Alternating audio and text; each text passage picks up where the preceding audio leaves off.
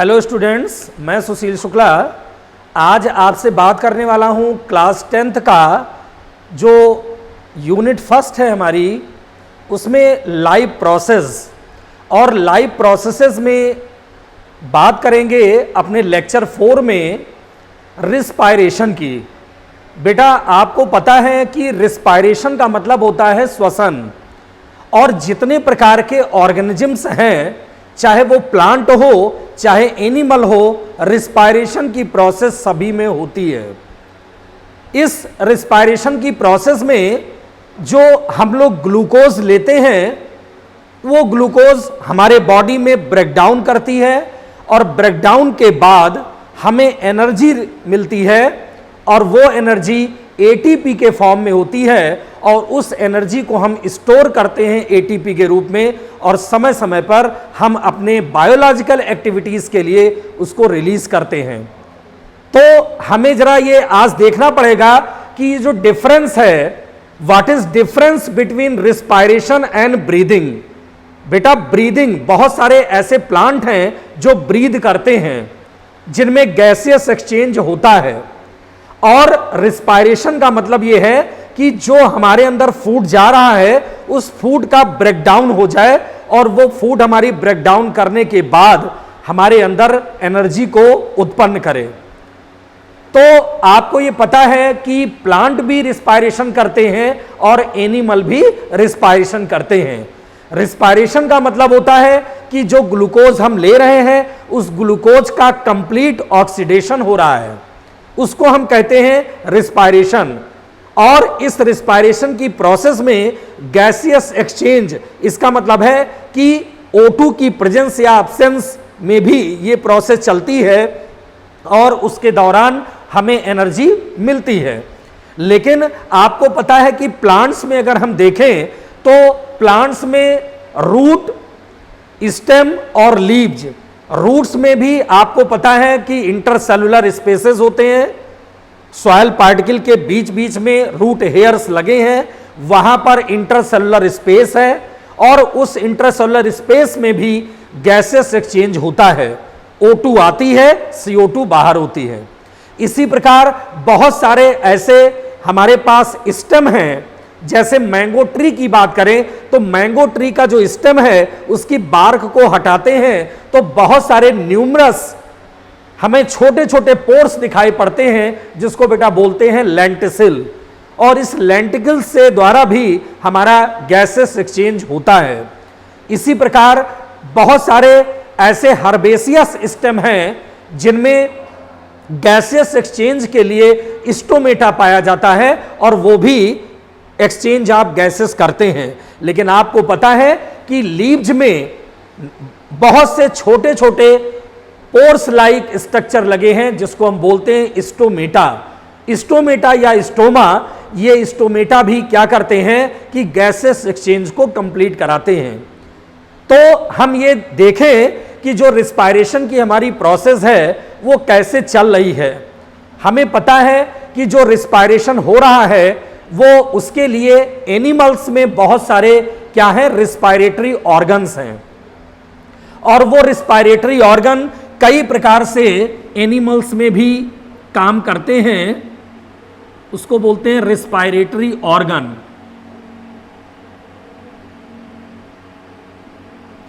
अब आपको पता है कि जो रिस्पायरेटरी ऑर्गन है ये ह्यूमन में अगर मेन ऑर्गन्स के रूप में देखें तो 1 पेयर लंग्स के रूप में है। नॉन कॉर्डेट में कुछ ऐसे कॉर्डेट हैं जिसमें स्किन है, कुछ ऐसे नॉन कॉर्डेट हैं जिनमें बुक लंग्स हैं, जिनमें ट्रैकिया का नेटवर्क फैला हुआ है। बहुत सारे ऐसे रिस्पायरेटरी ऑर्गन पाए जाते हैं एनिमल्स में।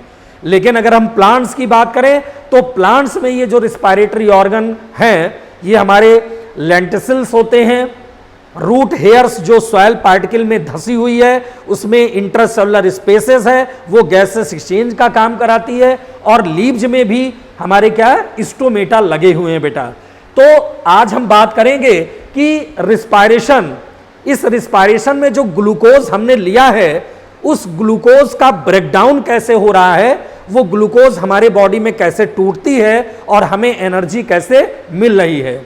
तो जितने भी ऑर्गेनिजम्स हैं उन ऑर्गेनिजम्स में सबसे पहला जो स्टेप होता है ग्लूकोज का ब्रेकडाउन, और वो ग्लूकोज जो 6 कार्बन मॉलिक्यूल के रूप में है और साइटोप्लाज्म में वो प्रोसेस हो रही है, और वही ग्लूकोज टूटकर बनाता है पायरुविक एसिड 3 कार्बन मॉलिक्यूल्स के रूप में।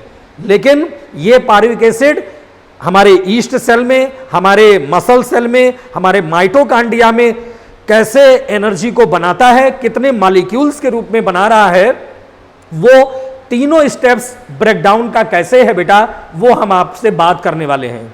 सबसे पहले अगर हम बात करें कि ये हमारा ग्लूकोज है, ये ग्लूकोज कैसा है, 6 कार्बन मॉलिक्यूल।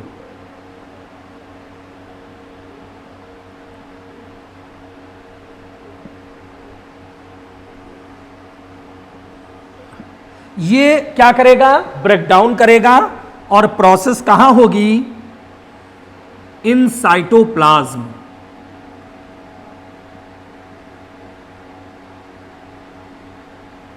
इन साइटोप्लाज्म में यही 6 कार्बन मॉलिक्यूल ब्रेकडाउन करेगा, बनाएगा पायरुविक एसिड।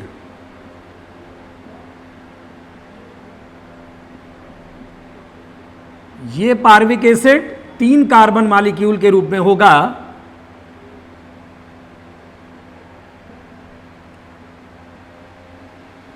प्लस इसमें एनर्जी मिलेगी। अब यही बेटा पायरुविक एसिड आगे चल के 3 स्टेप्स में डिवाइड होगा।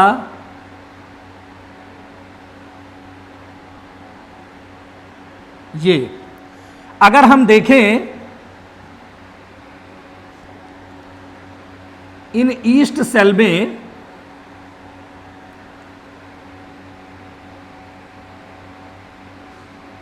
इन east,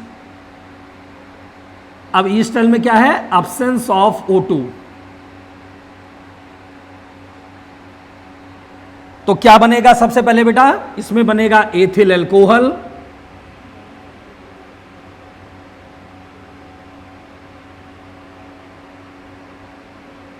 plus CO2 plus energy, और ये कैसी होगी, 2 कार्बन मॉलिक्यूल के रूप में।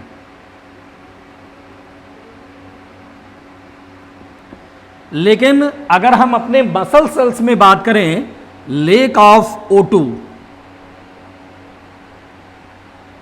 Lake of O2 in muscle cell,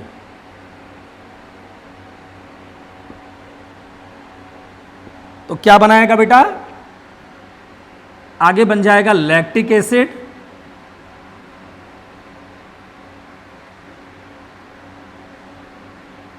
plus energy. लेकिन अगर हम माइटोकांड्रिया में बात करें, presence of O2 in mitochondria,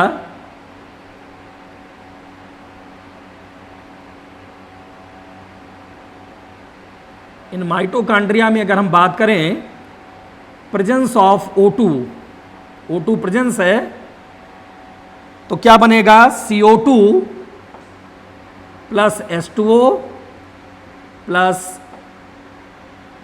energy. इसका मतलब हम देख रहे हैं कि कैसे ये ब्रेकडाउन हो रहा है ग्लूकोज 6 कार्बन मॉलिक्यूल। जितने भी ऑर्गेनिजम्स हैं उस ऑर्गेनिजम्स में सबसे पहला स्टेप रिस्पायरेशन का ये होता है कि जो ग्लूकोज है हमारा 6 कार्बन मॉलिक्यूल, जो कि पायरुविक एसिड में ब्रेकडाउन कर रहा है 3 कार्बन मॉलिक्यूल्स के रूप में और एनर्जी रिलीज कर रहा है। लेकिन ये प्रोसेस कहां हो रही है, इन प्रेजेंस ऑफ साइटोप्लाज्म। और यही पायरुविक एसिड, ये जो पाथवे हम देख रहे हैं, ये अगर ईस्ट सेल में, चूंकि आपको पता है ईस्ट सेल में एनएरोबिक रिस्पायरेशन होता है, और उस एनएरोबिक रिस्पायरेशन में क्या होगा कि O2 अब्सेंस होगी, और वो O2 जब अब्सेंस होगी तो बाई प्रोडक्ट जो बनेगा वो एथिल अल्कोहल बनेगा, जिसको एथेनॉल भी कहेंगे हम। CO2 निकलेगा और एनर्जी बहुत कम निकलेगी, 56 किलो कैलोरी के रूप में। जबकि हमारे मसल सेल में O2 की कमी है, लेक ऑफ O2 है, तो हमारा लैक्टिक एसिड बनेगा और एनर्जी रिलीज होगी। जबकि माइटोकॉन्ड्रिया में जो प्रोसेस हो रही है वो एरोबिक प्रोसेस हो रही है, एरोबिक रिस्पायरेशन हो रहा है जो माइटोकॉन्ड्रिया में है, प्रेजेंस ऑफ O2, इसमें O2 प्रेजेंस है और क्या बन रहा है, CO2 बन रहा, H2O बन रहा और एनर्जी रिलीज हो रही है। और यही एनर्जी 38 ATP के रूप में हमें मिलेगी। और वही चूंकि ATP एक एनर्जी करेंसी है, एक एनर्जी ऊर्जा का बैंक है, ऊर्जा का सिक्का है, जितनी भी एनर्जी है वो ATP फॉर्म में स्टोर हो जाएगी। तो हम लोग को ये पता है कि जो ब्रेकडाउन हमारा हो रहा है वो इस फॉर्म में ब्रेकडाउन चल रहा है। अब चूंकि रिस्पायरेशन प्लांट्स में भी हो रहा है और रिस्पायरेशन एनिमल्स में भी हो रहा है, तो जरा सबसे पहले हम देखें कि जो रिस्पायरेशन हमारा प्लांट में हो रहा है वो किस प्रकार हो रहा है। तो बेटा रिस्पायरेशन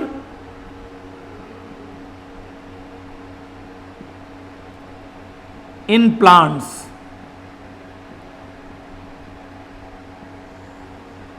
अब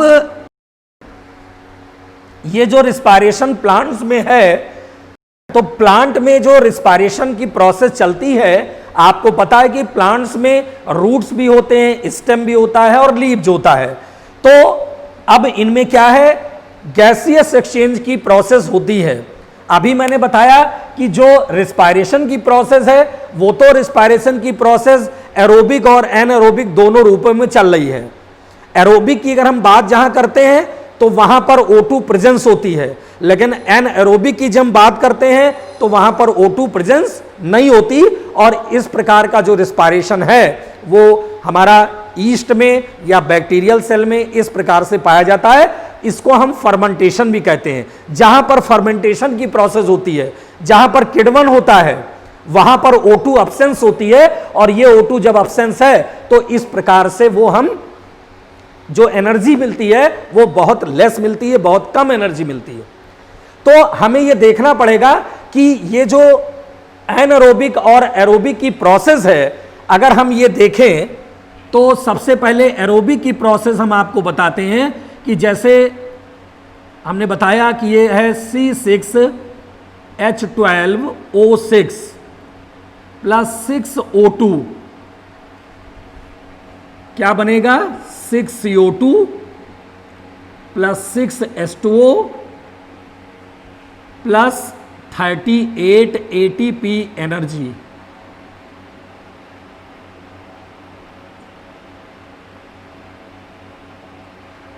ये क्या है, ये प्रोसेस एरोबिक रिस्पायरेशन की प्रोसेस है। लेकिन अगर हम एनारोबिक रिस्पायरेशन की प्रोसेस देखें तो उसमें ऑक्सीजन अब्सेंस है, ऑक्सीजन की जरूरत नहीं होती, उसमें ग्लूकोज का इनकम्प्लीट ऑक्सीडेशन होता है। तो ग्लूकोज का इनकम्प्लीट ऑक्सीडेशन मतलब है कि C6H12O6 प्लस ऑक्सीजन की अनुपस्थिति है, यहां आप लिख देंगे absence of O2।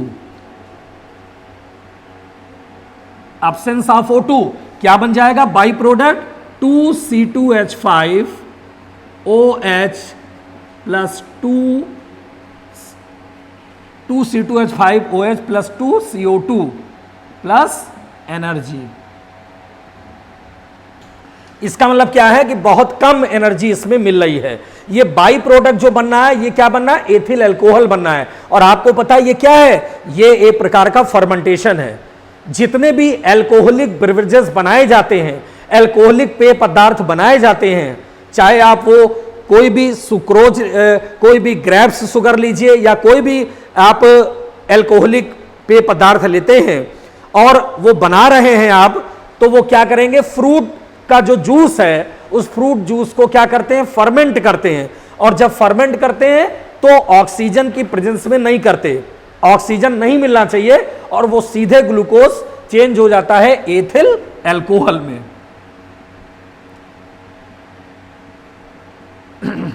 Ethyl alcohol में वो चेंज हो जाएगा और वो जो CO2 निकलेगी और एनर्जी बहुत कम इसमें बेटा निकलती है। तो ये जो रिस्पायरेशन है वो ईस्ट में होता है, बैक्टीरिया में होता है, इसको फर्मेंटेशन भी कह रहे हैं। लेकिन ये जो रिस्पायरेशन हो रहा है ये हमारे माइटोकॉन्ड्रिया में हो रहा है in the presence of O2 की प्रेजेंस में हो रहा है, और इसमें वही एनर्जी हमें मिल रही है 38 ATP के बराबर।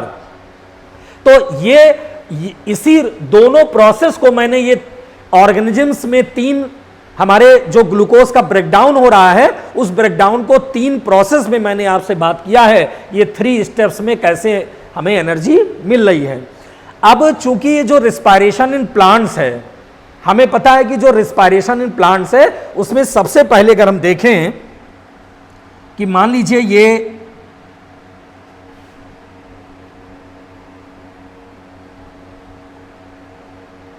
ये इस प्रकार का एक प्लांट है, ये प्लांट शो हुआ है इस प्रकार का, और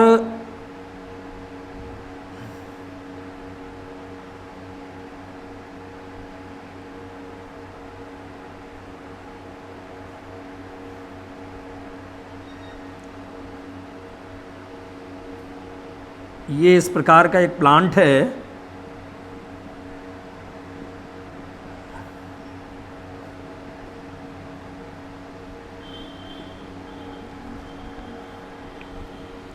ये इसकी रूट्स हेयर हैं, ये रूट्स पूरी फैली हैं,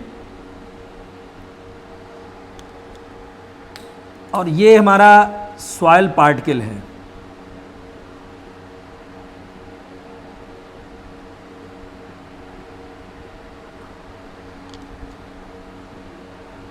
ये सॉइल पार्टिकल है इस प्रकार से। ये सॉइल पार्टिकल के बीच बीच में ये जो रूट्स हैं इसकी रूट हेयर्स लगी होती हैं, ये रूट हेयर्स यहां पर लगी होंगी इस प्रकार से।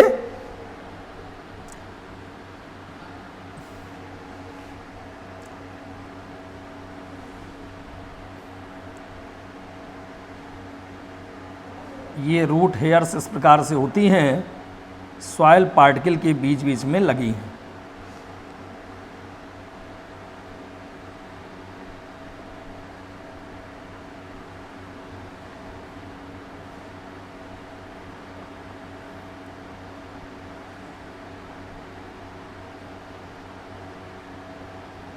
ये आप देख रहे हैं कि रूट हेयर्स हमारे सॉइल पार्टिकल के बीच बीच में लगी हुई हैं, और सॉइल पार्टिकल के बीच बीच में जो स्पेस है उसको बोलते हैं इंटरसेलुलर स्पेस।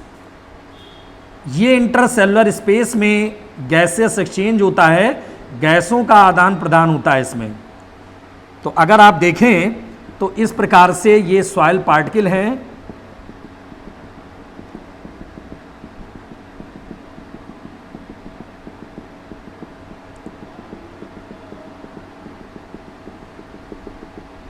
ये सॉइल पार्टिकल हैं इस प्रकार से।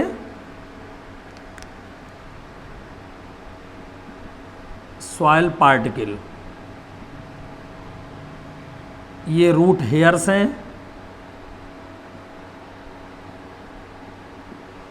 इसके बीच बीच में ये जो गैप आप देख रहे हो इसको बोलते हैं इंटरसेलुलर स्पेस। इसको क्या बोलते हैं? Intercellular space.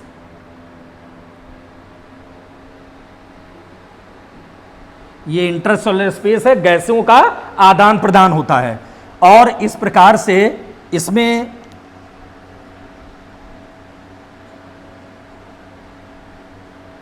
इस प्रकार से O2 इसमें इंजेक्ट कर रही है, O2 जाएगी और CO2 हमारी बाहर हो रही, ये CO2 एक्सपेल कर रही है इस प्रकार से। तो आप देख रहे हैं कि ये क्या है, सॉइल पार्टिकल में बीच बीच में रूट हेयर्स, प्लांट की जो रूट हेयर्स है वो लगी हुई है, और उसी में गैसेस एक्सचेंज हो रहा है, O2 आ रहा है, CO2 बाहर हो रहा है। इसका मतलब प्लांट भी ब्रीथ करते हैं, O2 को लेते हैं, CO2 को बाहर करते हैं, प्लांट में भी एक प्रोसेस हो रही है। ये तो मैंने रूट्स की बात की, लेकिन प्लांट में आपने देखा है, जैसे हम मैंगो ट्री की बात करें या कुछ ऐसे हर्बेसियस हमारे प्लांट के जो स्टेम हैं, उनके स्टेम में क्या होता है, स्टोमेटा है, वो through the process of diffusion की प्रोसेस के द्वारा गैसेस एक्सचेंज करते हैं। तो अगर हम पहले देखें कि जो हमारा स्टेम है मैंगो ट्री की, अगर हम बात करें तो मैंगो ट्री में क्या है, इस प्रकार से लेंटिसिल्स पाए जाते हैं। ये लेंटिसिल्स होते हैं इस प्रकार से।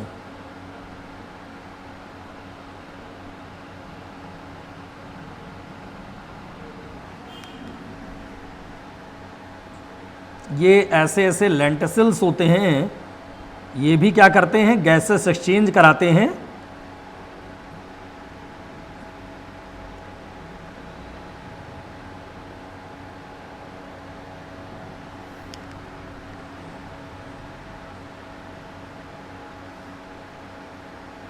ये छोटे छोटे लेंटिसिल्स लगे हुए हैं इस प्रकार से।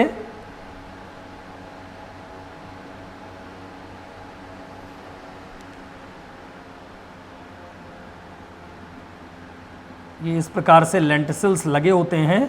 ये स्टेम है, एक बार्क को जब आप हटाते हैं, मैंगो टी के बार्क को, छाल को हटाते हैं, तो इस प्रकार से ये लेंटिसिल्स पाए जाते हैं।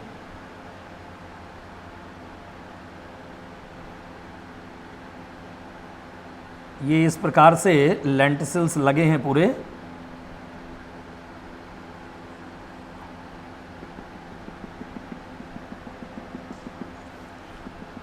ये क्या है, लेंटिसिल्स। ये स्टेम में आप देखोगे इस प्रकार से छोटे छोटे न्यूमरस पोर्स होते हैं और इस प्रकार की प्रोसेस होती है स्टेम में। तो ये क्या है, इनके द्वारा भी क्या हो रहा है, हमारा रिस्पायरेशन की प्रोसेस हो रही है, गैसेस एक्सचेंज चल रहा है। तो ये तो रूट्स में मैंने बात की, ये स्टेम में बात की। अब स्टेम में आप देख रहे हो कि छोटे छोटे लेंटिसिल्स होते हैं, उनके द्वारा रिस्पायरेशन की प्रोसेस है, गैसेस एक्सचेंज हो रहा है। लेकिन बहुत सारे ऐसे आपने प्लांट्स देखे हैं और उस प्लांट्स की जो लीव्स होती है, उस लीव्स के अंदर लगे होते हैं छोटे छोटे पोर्स, जिसको आप कहते हो स्टोमेटा। तो अगर ये जैसे मान लीजिए इस प्रकार से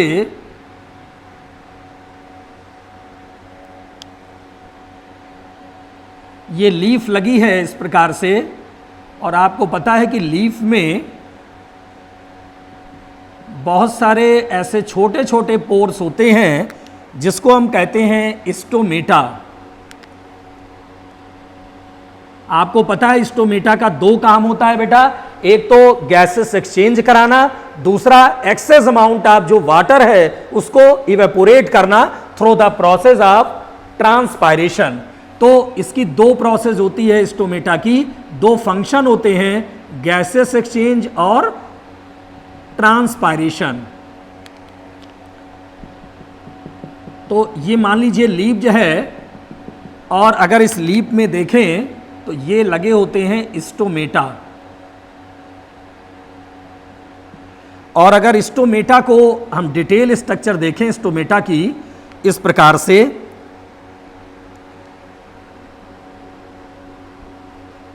तो ये दो किडनी शेप स्ट्रक्चर है। इस प्रकार से किडनी शेप स्ट्रक्चर है स्टोमेटा।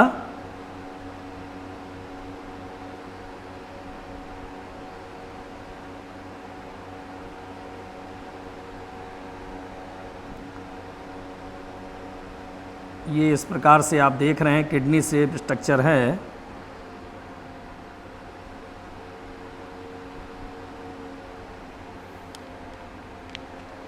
ये गार्ड सेल है, न्यूक्लियस लगा हुआ है यहाँ पर, और छोटे छोटे स्टोमेटा इसमें लगे हुए हैं।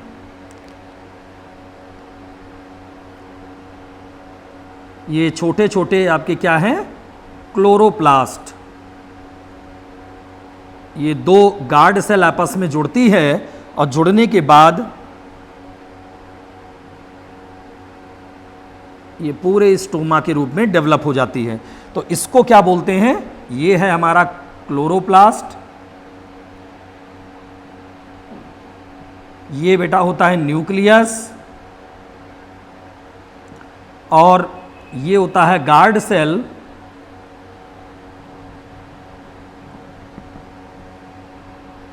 और ये हमारी मीजोफिल सेल्स है, इस प्रकार से लगी होती है। तो आपको पता है कि स्टोमेटा में ये काम होता है जी, प्लांट की जो लीव्स है उस लीव में स्टोमेटा लगे हुए हैं, बहुत न्यूमरस पोर्स के रूप में लगे हुए हैं। और स्टोमेटा का दो काम मैंने बताया, एक तो गैसेस एक्सचेंज करना through the process of diffusion, इसके अलावा एक्सेस अमाउंट ऑफ जो वाटर है उसको इवेपोरेट करना, वाष्पोत्सर्जन की क्रिया होती है, उसमें ट्रांसपायरेशन की क्रिया होती है। इसलिए ये दो फंक्शन स्टोमेटा के पाए जाते हैं। अब जैसे हमने बताया कि स्टोमेटा के दो काम हैं, स्टोमेटा गैसेस एक्सचेंज भी करा रहा और एक्सेस अमाउंट ऑफ वाटर को इवेपोरेट भी कर रहा। चूंकि ये भी प्रोसेस है, लीव्स में हो रही है, गैसेस एक्सचेंज हो रहा है, इसका मतलब है ये भी रिस्पायरेशन के अंतर्गत है। लेकिन आपको मालूम होना चाहिए कि जो स्टोमेटा के पोर हैं वो खुलते भी हैं, स्टोमेटा के पोर बंद भी होते हैं, उनमें प्रोसेस होता है, ट्रांसपायरेशन के रूप में प्रोसेस होती है। तो ये तो जब ट्रांसपायरेशन में बताऊंगा तो वहां डिटेल आपसे बात करूंगा, लेकिन ये जो रिस्पायरेशन की प्रोसेस है, उस रिस्पायरेशन की प्रोसेस में कि जितने ऑर्गेनिजम्स हैं उसमें ग्लूकोज का ब्रेकडाउन होता है, एनर्जी रिलीज होती है, और जो गैसेस एक्सचेंज होता है वो प्लांट में भी होता है, प्लांट ब्रीथ करते हैं, प्लांट्स के रूट स्टेम लीव्स में गैसेस एक्सचेंज की प्रोसेस हो रही है। और आपको बता दें कि जितने एनिमल्स हैं, बहुत सारे ऐसे एनिमल्स हैं जिनमें रिस्पायरेशन की जो प्रोसेस होती है वो थ्रू द सरफेस स्किन के द्वारा होती है। आपको पता है कि बहुत सारी ऐसी फिशेस होती हैं, जब वो पानी के अंदर रहती हैं तो वहां पर गिल्स काम करते हैं, और जब पानी के बाहर आती हैं तो वहां पर एयर सैक्स काम करते हैं। और आपको पता है कि एक फिश होती है जिसको मांगुर मछली कहते हैं, क्लेरियस बैट्रिकस। क्लेरियस बैट्रिकस एक स्नेक लाइक फिश होती है। वो फिश ऐसी है कि वाटर में भी सरवाइव करती है और वाटर के बाहर भी सरवाइव कर जाती है। जब वो वाटर के बाहर सरवाइव करती है तो उसके अंदर जो एयर कैविटी है, एयर सैक्स है, वो इन्वायरमेंट से ऑक्सीजन को खींचने लगती है। और जब वो पानी के अंदर रहती है तो गिल्स के द्वारा जो पानी के अंदर से ऑक्सीजन है वो गिल्स उसको लेते रहते हैं। नॉर्मल जितनी फिशेज आप देख रहे हो वो सभी में गिल्स के द्वारा ही प्रोसेस होता है। गिल्स क्या करते हैं कि वो ऑक्सीजन को लेते रहते हैं। तो मछलियों में ऐसे रिस्पायरेशन हो रहा है। आपको पता है कि जैसे कॉर्डेट हैं, कॉर्डेट में अगर मैन की बात करो तो मैन में क्या है कि बहुत सारे ऐसे एसेसरी रिस्पायरेटरी ऑर्गन हैं, जैसे नेजल पैसेज है, नेजल चैम्बर है, विंड पाइप है, ट्रैकिया है, ब्रोंकी है, ये सब क्या है, एसेसरी रिस्पायरेटरी ऑर्गन है। लेकिन जो मेन रिस्पायरेटरी ऑर्गन है वो वन पेयर ऑफ लंग्स, एक जोड़ी फेफड़े, ये मुख्य श्वसन अंग है बेटा। तो बहुत सारे ऐसे नॉन कार्डेट, कॉर्डेट, ह्यूमन, सब में रिस्पायरेटरी ऑर्गन लगे हुए हैं, रिस्पायरेशन की प्रोसेस होती है। तो प्लांट में भी रिस्पायरेशन होता है और एनिमल में भी रिस्पायरेशन होता है बेटा। लेकिन एक डिफरेंस है कि what is difference between respiration and breathing. क्या रिस्पायरेशन ब्रीदिंग एक है या अलग है? ये प्रश्न बहुत जरूरी है जानना, क्योंकि बहुत सारे स्टूडेंट्स जो रिस्पायरेशन पूछा जाता है वो उसको ब्रीदिंग के रूप में बता देते हैं। रिस्पायरेशन का मतलब होता है कंप्लीट ऑक्सीडेशन ऑफ फूड, जो भोजन का पूर्ण विघटन है, जो फूड हमारा जा रहा है ग्लूकोज के फॉर्म में, उसका कंप्लीट ब्रेकडाउन होना और उससे एनर्जी मिलना, वो रिस्पायरेशन की प्रोसेस है। और रिस्पायरेशन की प्रोसेस एक केमिकल प्रोसेस है, लेकिन जो ब्रीदिंग की प्रोसेस है बेटा वो एक फिजिकल प्रोसेस है, एक वो भौतिक क्रिया है। और जो फिजिकल प्रोसेस है उसमें किसी प्रकार की केमिकल काम नहीं करता।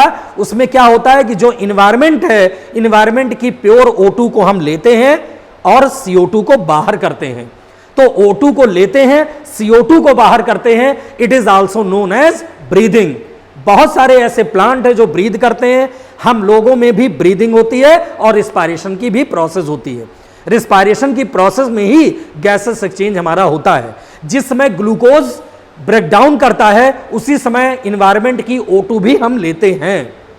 और जब वो O2 लेते हैं तो लंग्स हमारे फूलते हैं, और लंग्स जब फूलते हैं तो बीच का जो डायाफ्राम है वो नीचे की ओर आता है और लंग्स पूरे फूल जाते हैं। लंग्स की एल्वोलाई उस ऑक्सीजन को हमारे ब्लड में डाल देती है। और आपको पता है कि ब्लड में एक रिस्पायरेटरी पिगमेंट होता है जिसको बोलते हैं हीमोग्लोबिन।